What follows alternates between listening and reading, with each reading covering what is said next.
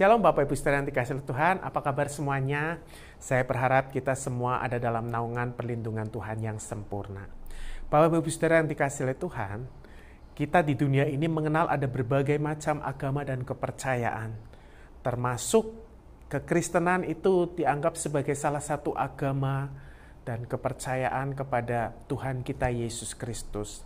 Namun tahukah Bapak Ibu Saudara bahwa di dalam setiap agama sekalipun mereka memberikan pengharapan, memberikan satu janji akan kehidupan di masa mendatang. Tetapi di dalam iman kekristenan, kita tahu kita punya pengharapan yang pasti di dalam Tuhan kita, Yesus Kristus.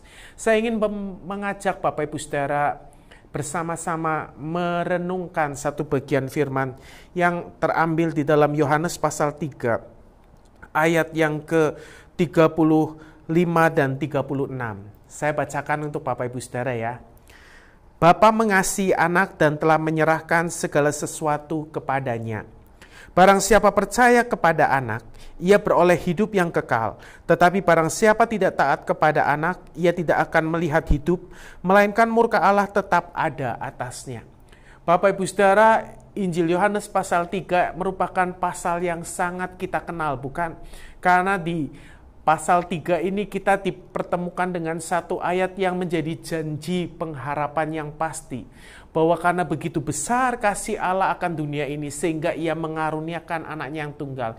Supaya setiap orang yang percaya kepadanya tidak binasa, melainkan beroleh hidup yang kekal. Di ayat 16 itu dimunculkan satu janji. Bahwa kasih Allah yang begitu besar dinyatakan atas dunia ini. Sehingga mengaruniakan Yesus anaknya yang tunggal. Supaya yang percaya kepadanya tidak binasa, melainkan beroleh hidup yang kekal.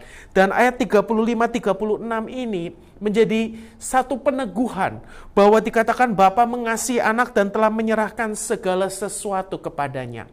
Kalau Bapa di sorga begitu mengasihi Yesus yang adalah anaknya, dan dia menyerahkan segala sesuatu kepadanya, maka termasuk pengharapan janji akan kehidupan yang kekal di sorga sana.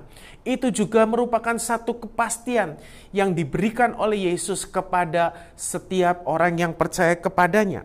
Dikatakan di ayat 36-nya, barang siapa percaya kepada anak, ia beroleh hidup yang kekal. Tetapi barang siapa tidak taat kepada anak, ia tidak akan melihat hidup, melainkan murka Allah tetap ada atasnya. Bapak Ibu Saudara yang dikasihi oleh Tuhan, lihat ayat ini. Kalau kita perhatikan baik-baik, maka ini sesuatu yang harusnya membuat kita begitu bersyukur, membuat kita begitu exciting, bergairah di dalam perjalanan iman kita kepada Tuhan. Kenapa? Karena dikatakan barang siapa percaya kepada anak, just percaya. Yang Tuhan mau kita menaruh percaya kepada anak, kepada Yesus. Dan ketika kita percaya, tentu kita akan mempercayakan hidup kita kepadanya, bukan? Dan ketika kita percaya, mempercayakan hidup kita kepadanya, kita tahu ada yang menjamin kehidupan kita, memelihara hidup kita. Bukan cuma di masa sekarang, bahkan masa yang akan datang. Di dalam kekekalan, dia memberikan hidup yang kekal. Tetapi ketika dalam hidup kita, kita tidak taat kepada anak, dikatakan kita tidak akan pernah melihat hidup. Jadi Bapak Ibu Saudara, ketika kita sudah menjadi milik Kristus, bersyukurlah dan ikutilah perintah-perintah serta hukum-hukumnya yang Tuhan ajarkan kepada kita melalui Alkitab yang kita pegang, yang kita baca setiap hari, yang setiap minggu kita dengar khotbah-khotbah dari hamba-hamba Tuhan. Biar itu menjadi panduan penuntun kita bagaimana kita melangkah hidup selama ada di dunia ini.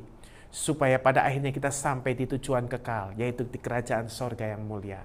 Tuhan memberkati Bapak Ibu Saudara, jadilah orang-orang yang tetap memiliki keyakinan kepada Yesus, anak Allah yang tunggal itu. Tuhan memberkati.